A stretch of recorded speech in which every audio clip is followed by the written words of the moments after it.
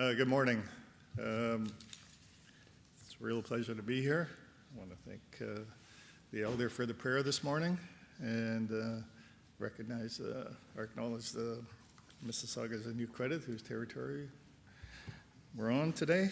And thank you, the Institute on Governance, for bringing these discussions forward. I think they're very, very important and timely in terms of where we are as a nation, within a nation, with Canada, especially with almost just past a year ago today, the Minister of INAC was at the UN recognizing and affirming Canada's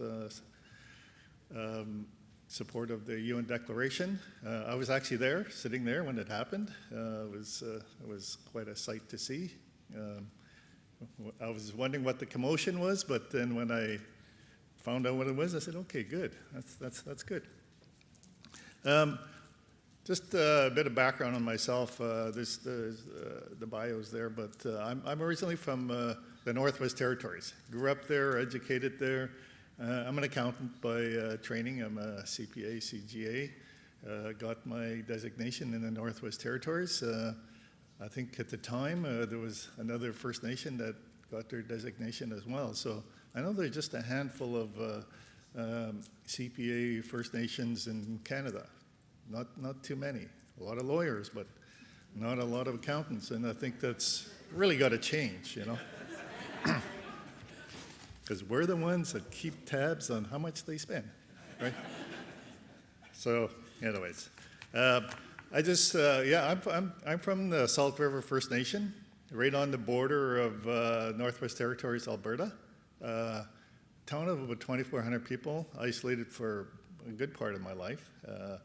But recently, the First Nation, and I'm really, really happy to say this, is the main economic driver in this municipality. Our band consists of about 700 people, but we're the major contributor for the what's happening economically in that town. So this mindset is generally what's going to happen all over Canada as First Nations become more economically prosperous, generating their own economic development with their own revenue sources and under a nation-to-nation basis. This is going to happen. Canada will benefit significantly when First Nations are actually managing their own future and not having an overseer or being a ward of the state. It's just it happens. It's in other parts of the world that's going on, and it'll happen here too as well. So I'm going to try to stick to a lot of the questions that were asked of us.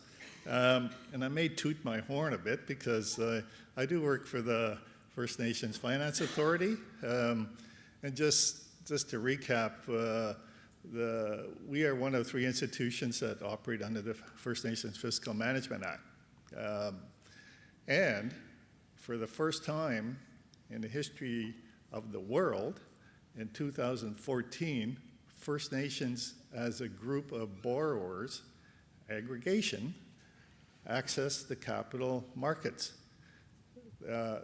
It's very historic. It's never happened before, and this is the only place where it's happened. So First Nations have come together and access the capital markets. And the way you do it, the way you access the capital markets is you have to be rated by Moody's or S&P or DBRS or Fitch or one of these global rating agencies. And we were able to get an investment single A rating from Moody's and S&P for a first-time issuer. Never happens before. So this is really good. It's really good for us. So the road has been paved. We've since issued 3 debentures. We try to go for a minimum of $100 million because it puts us into a different type of investor. So how this works is that you go to the capital markets, you work with a banking syndicate, the investment side of the bank, not the commercial side of the bank, and they actually sell your debenture for you.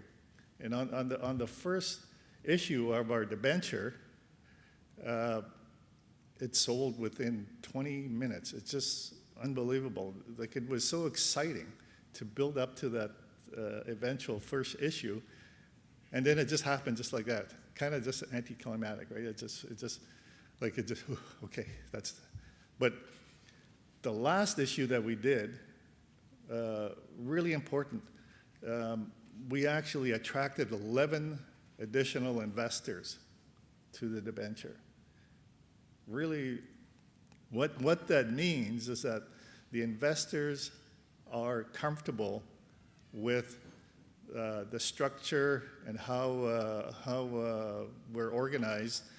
And there are, to me, there's about 3 components. And one is the structure of the act that we operate under. So we operate under federal legislation, which gives us certain authorities, and which is important when you're talking nation to nation. And the second is the governance structures of the First Nations.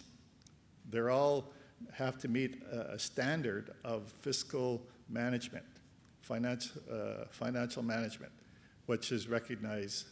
It's based on COSO, which is Committee for Sponsoring Organizations International, recognized.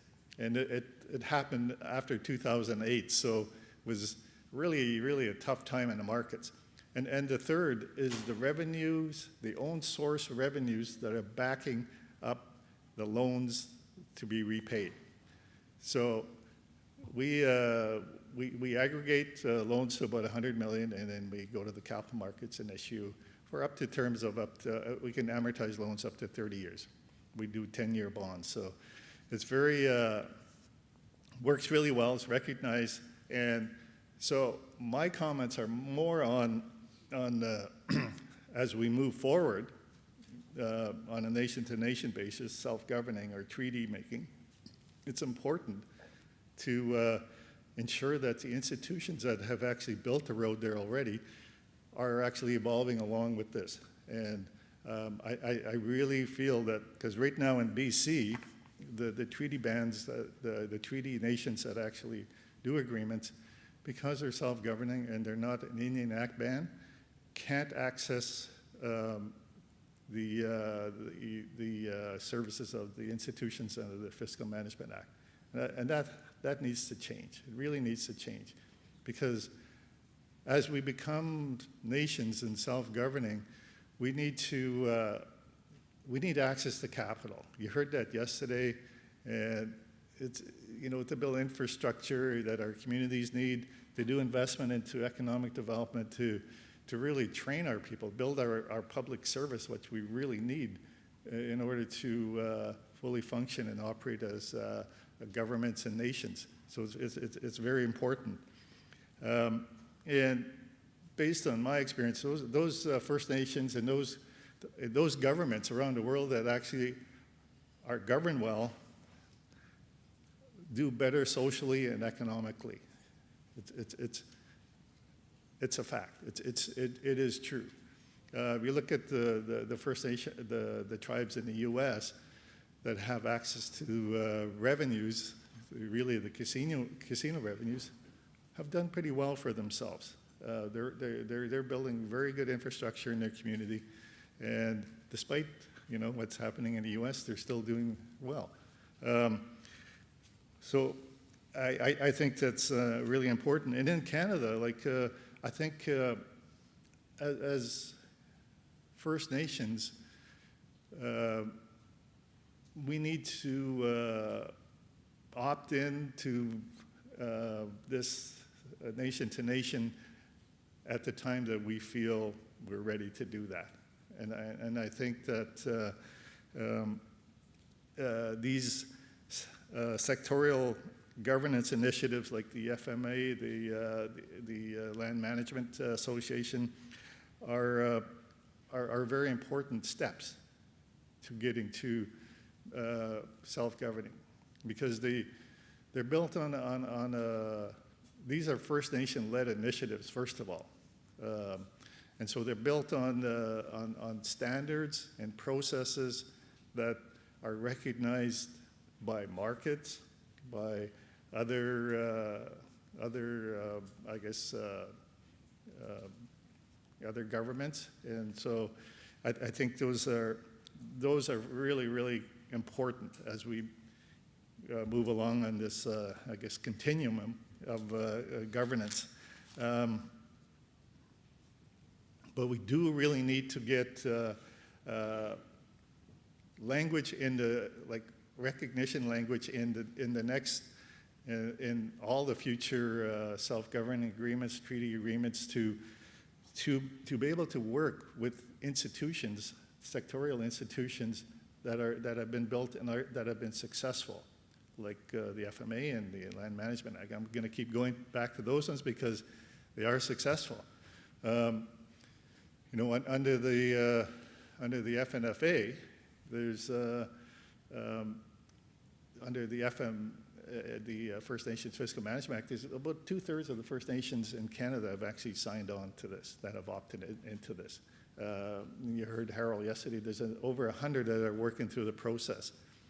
So far, we've actually done, we have 60-something borrowing members.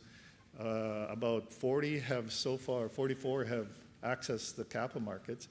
And when you look at what they're doing, they're actually building infrastructure. They're acquiring land. There's a community in Manitoba that's totally isolated.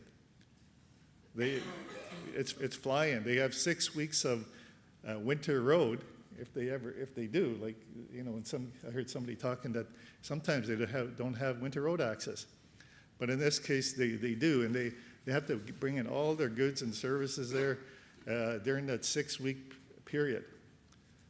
So this First Nation, because of the different revenue agreements that the province of Manitoba has enabled them to leverage these revenue sharing agreements to access financing to do the different capital that they need to buy their fuel in bulk. They can buy it now in bulk, and then they don't have to take out high interest loans and repay it off over a period of time.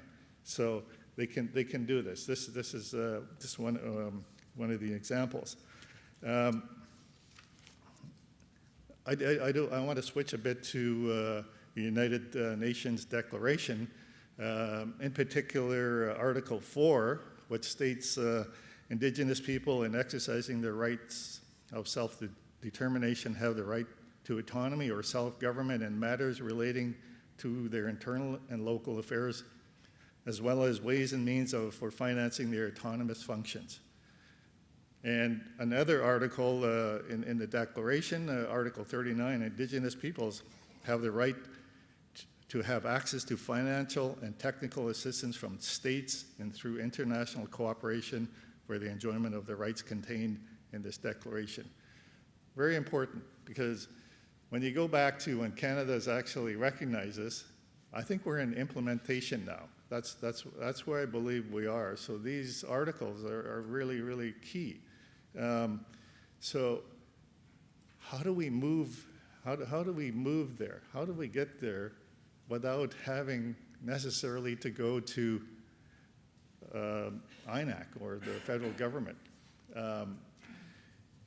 There was a bill that was on the floor, I think a few years ago, that was sponsored. That was I think the retired Senator St. Germain put forward a bill that was based on the BCAFN work that was done with now the Minister of Finance, Minister Raybould, and Tim, her husband. They worked on a lot of this. So it's Bill S-2112. And in there was a recommendation, or it looked at recognition legislation. Only, lots of terminology in this business. And so I think what they were identifying is that today there's no effective or simple mechanism for a band to get out from under the core governance provisions of the Indian Act. when a nation has undergone the local community development work to rebuild their governance, institution, and structures and develop the Constitution. So there is no legislation to do that. And I think the only way that this is going to happen on the basis of First Nations and nations is we need the government to move away, move aside. And so if we develop legislation like we're doing with some of the other sectorial initiatives, is you develop this legislation to recognize certain criteria, certain things in there that would enable the First Nation to move into this when they're ready at their own time and their own pace.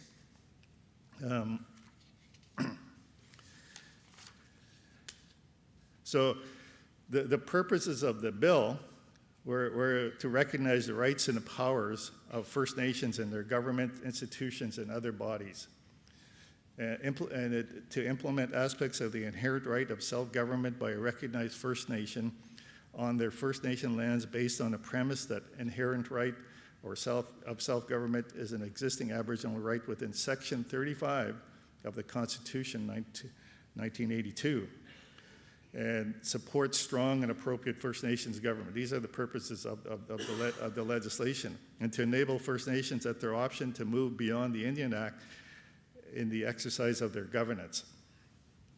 And it went on to talk about a new fiscal relationship. So developing a new fiscal relationship between Canada and a recognized First Nation was an important aspect of the bill and included resource revenue sharing agreements. Resource revenue sharing agreements is really important for nations as we build ourselves. This is how we leverage into the capital markets to get the financing we need to build our communities. A recognized First Nation would have the powers to raise its own revenues, and Canada would also be required to enter into self-government financial transfer agreements with a recognized First Nation. The federal transfers would ensure that a recognized First Nation can provide public services at levels reasonably comparable to those available to other Canadians and reduce disparities and opportunities between our people and other Canadians. Very important. It's extremely important. This is the comparability that was discussed yesterday. One of the which the Auditor General talked about and a lot of the panelists. So bringing us at the same level of other Canadians that other Canadians currently enjoy in terms of funding. Really, really important. Now,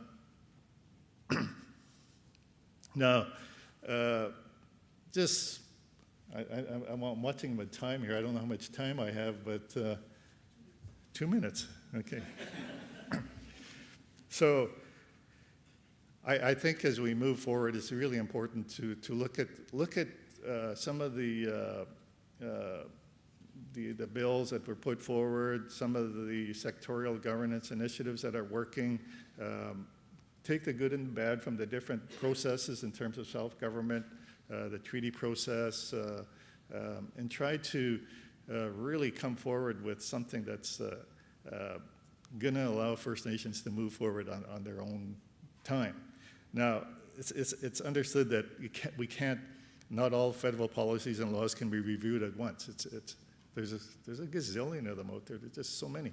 And so I think it's really important that we recognize that, nor can all claims or self-government agreements be settled overnight. It's virtually impossible because the process takes a long time. You know that. And she mentioned it. And so, but I think what the real key is to remove the federal government as a gatekeeper is really important. I think we should be really focusing on legislation to do that, to really move forward. Change the culture of negotiations, kill the Indian industry, because it is a big industry out there. A lot of people stand to make a lot out of the Indian industry. So we got to take control of that ourselves. While rights-based in principles, not all Indigenous peoples are going to support this because, we've been colonized for a long time. So decolonization is something That's not going to be easy for some of our people. But, you know, if we build this new path, you know, it allows First Nations to come in, and especially if it's optional, to come in at the time that they're ready. I keep saying that over and over because I know it's true. Now, I'll give a few other examples. Like, I worked with the Aboriginal Healing Foundation way back, I don't know, in the early 2000s. They were a recipient, this was under the call to action, I think, that the Liberal government did at the time. So they actually got $350 million in a grant. And what was so good about that, because I was there, I was the director of finance, I was managing all this money, and it was a lot of money. It was the first time that I ever worked for an Aboriginal organization that had money. It's true, because we get 1 year funding, and you don't know what you can do from 1 year to the next. But what was good about that is we actually structured ourselves in such a way that we were going to get success. We didn't have to wait on a yearly basis. We structured the systems we need to have in place, the monitoring. We also developed a process to review, to do constant review, to look at ourselves against the standards that we establish, the service to the communities for the funding to do the work to address the legacy of the residential school of physical and sexual abuse. And you know, I'm happy to say that I'm a survivor. I went to KHO Hall in Yellowknife, and so that was way back. But anyways, so what was good about that? When I was there, the time that I was there, we had actually committed over $300 million, and the only amount that we couldn't account for was $150,000, which is pretty good. It's really, really good. And so what that just tells me that when First Nations and Aboriginal groups have developed the process themselves, looked at monitoring, looked at how they could improve themselves, it actually works to their benefit. They get success. And it is absolutely true. And it was a good organization, but you know, it had a sunset and it was gone, but I'm really happy to say that a lot of people that have worked there, there was over 60 people that worked there, are working in organizations and doing a really, really good job at the different levels that they're working at. And some of them are even chiefs now. So, you know, they're running their own organization. So I'm just going to stop there because I have a lot more pages here, but I think I'll wait for some of the questions. So thank you.